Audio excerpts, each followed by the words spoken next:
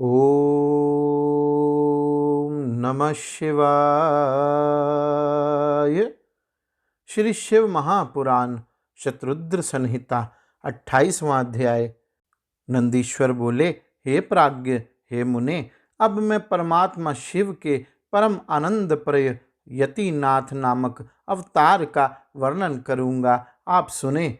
हे मुनीश्वर, पूर्व काल में अबुर्दाचल नामक पर्वत के समीप भिल्ल वंश में उत्पन्न आहूक नामक एक भील रहता था। उसकी पत्नी का नाम आहूका था, जो अत्यंत पतिव्रता थी। वे दोनों प्रतिदिन भक्तिपूर्वक शिवजी की पूजा करते थे। वे दोनों महाशिव भक्त थे। हे मुने, किसी समय सदा शिव भक्ति में तत्पर रहने वाला वह भील अपने तथा स्त्री के लिए आहार की व्यवस्था हेतु बहुत दूर चला गया। इसी बीच शिवजी सन्यासी का रूप धारण कर उसकी परीक्षा लेने के लिए सायंकाल उस भील के घर आए। उसी समय वह गृहपति आहूक भी वहां आ गया और उस महाबुद्धिमान भील ने प्रेम पूर्वक उन यतीश्वर की पूजा की। उसके भाव की परीक्षा करने के लिए महालीला करने वाले सन्यासी रूपधारी उन शिवजी ने डरते हुए प्रेम पूर्वक दीन वचन कहा।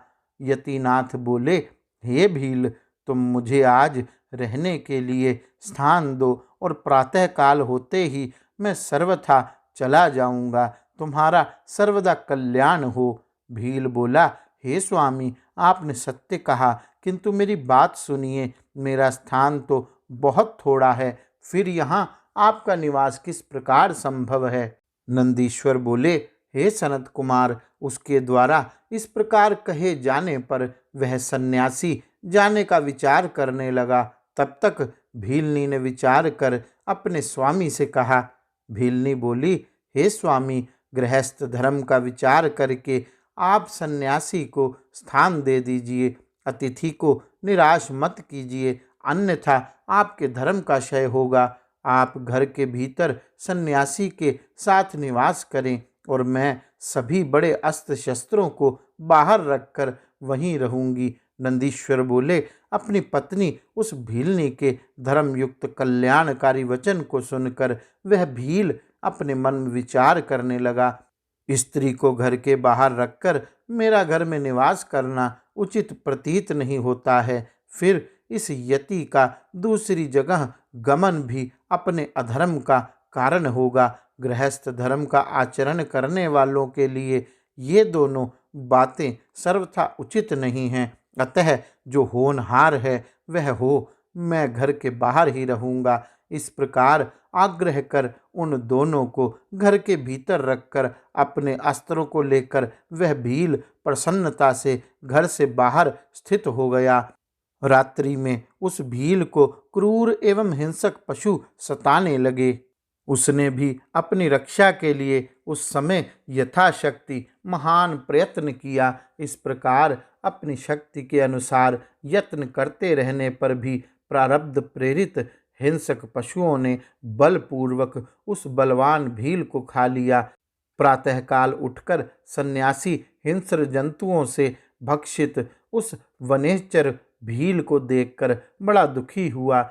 सन्यासी को दुखी देखकर वह भीलनी भी बहुत दुखित हुई, किंतु धैर्य से अपने दुख को दबाकर यह वचन कहने लगी। भीलनी बोली, हे यते, आप शोक क्यों कर रहे हैं? इनका कल्याण हो गया, ये धन्य हो गए, कृत्य कृत्य हो गए, जो इस प्रकार इनकी मृत्यु हुई। हे यते, अब मैं भी इन्हीं के साथ अग्नि में भस्म होकर सती हो जाऊंगी। आप प्रेम पूर्वक चिता तैयार कराइए, क्योंकि यही स्त्रियों का सनातन धर्म है। उसकी यह बात सुनकर और इसी में उसका कल्याण समझकर उस सन्यासी ने तत्क्षण ही चिता तैयार कर दी और वह अपने धर्म के अनुसार उसी में प्रविष्ट होने के लिए उद्यत हुई। इसी अवसर पर साक्षात शिवजी सामने प्रकट हो गए। धन्य हो, धन्य हो। इस प्रकार से प्रेम पूर्वक प्रशंसा करते हुए शिवजी उस भिलनी से कहने लगे।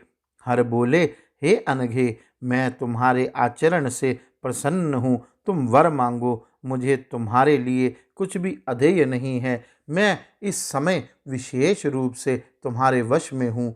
नंदीश्वर बोले, शिवजी के उस परम आनंददायक वचन को सुनकर वह विशेष रूप से सुखी हुई और उसको कुछ भी स्मरण नहीं रहा। उसकी इस अवस्था को देखकर शिवजी बहुत प्रसन्न हुए। प्रभु शिव ने उससे पुनः कहा कि वर मांगो। शिवजी बोले, यह मेरा रूप यति अगले जन्म में हंस होगा और तुम दोनों का पुनः संयोग कराएगा। यह भील निषद नगर के राजा वीरसेन का नल नामक महाप्रतापी पुत्र होगा, इसमें संशय नहीं है। और हे अनघे, तुम विदर्भ नगर में भीमराज की कन्या होकर परम गुणवती दमयंती नाम से विख्यात होगी। तुम दोनों ही बहुत काल पर्यंत यथेष्ट राज्य सुख का भोग करके योगीश्वरों के लिए दुर्लभ मुक्ति को निश्चित रूप से प्राप्त करोगे। नंदीश्वर बोले, ऐसा कहकर शिवजी उसी समय लिंग रूप में प्रकट हो गए। उनके द्वारा परीक्षा करने पर भील धर्म से विचलित नहीं हुआ, इसलिए वह लिंग अचलेश इस नाम से प्रसिद्ध हुआ। हे तात, वह आहूक भील निषद नगर में वीरसेन का पुत्र नल नाम वाला महान राजा हुआ। उसकी पत्नी आहूका भीलनी विदर्भ नगर के राजा भीमसेन की पुत्री दमयंती नाम से प्रसिद्ध हुई। वे शिवावतार यतीश्वर भी हंस रूप में अवतरित हुए, जिन्होंने दमयंती का विवाह नल के साथ करवाया। पूर्व समय में उनके द्वारा किए गए अतिथि के सत्कार रूप महापुण्य के कारण प्रभु शिवजी ने हंस रूप धारण कर इस जीवन में दोनों को महान सुख प्रदान किया। अनेक प्रकार का वार्तालाप करने में निपुण हंसावतार शिवजी ने दमयंती तथा नल को महान सुख प्रदान किया। पवित्र कीर्ति वाले यतीश्वर नामक तथा हंस नामक शिवावतार का यह चरित्र अत्यंत पवित्र, परम अद्भुत तथा निश्चित ही मुक्तिदायक है। जो यतीश तथा ब्रह्महंस नामक अवतार के शुभ चरित्र को सुनता है अथवा सुनाता है, वह परम गति प्राप्त करता है। यह आख्यान निष्पाप, सभी कामनाओं को पूर्ण करने वाला, स्वर्ग की प्राप्ति कराने वाला, यश तथा आयु प्रदान करने वाला, भक्ति को बढ़ाने वाला एवं उत्तम है।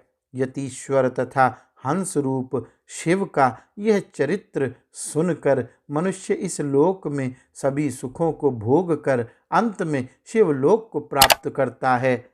इस प्रकार श्री शिव महापुराण के अंतर्गत तृतीय शत्रुद्र संहिता में यतिनाथ ब्रह्महंसाव्य शिवावतार चरित्र वर्णन नामक 28वां अध्याय पूर्ण हुआ। गौरी शंकर भगवान की जय। ओम नमः शिवाय।